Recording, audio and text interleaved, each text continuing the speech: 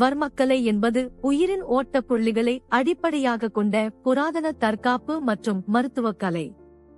மனித உடலில் 108 வர்ம புள்ளிகள் உள்ளன. வேகமான கையினால் தாக்குதல், உடல் அசைவு மற்றும் ஆயுத பயிற்சி ஆகியவை வர்ம தற்காப்பு கலையின் முக்கிய அம்சங்கள். எதிரியை செயலிழக்க செய்ய இது பயன்படுகிறது. வர்மக்கலை ஆழமான மருத்துவ அறிவையும் கொண்டது. வர்ம புள்ளிகளை தூண்டுவதன் மூலம் உடல் சீர்படுத்தும் சக்தி பெற முடியும். வர்ம மருத்துவம் சித்த வைத்தியத்தின் ஒரு அங்கம்.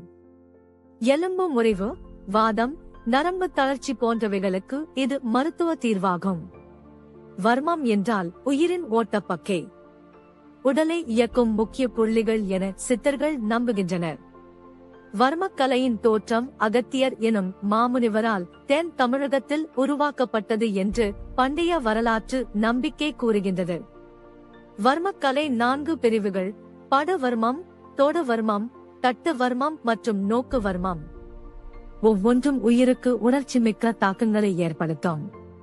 படவர்மம் மிக அபாயகரமானது, உயிருக்கு நேரடி ஆபத்து ஏற்படுத்தும். தோடு, தட்டு போன்றவை வேறுபட்ட ஆற்றல் உடையவை.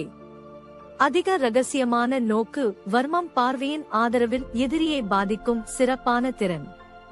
வர்ம புள்ளிகள் நாம் அனைவரையும் உடைய உயிரின் உயரிய ரகசியம். அதன் புரிதல், பயிற்சி மற்றும் மரபை இளம் தலைமுறைக்கு கொண்டு செல்லுவோம்.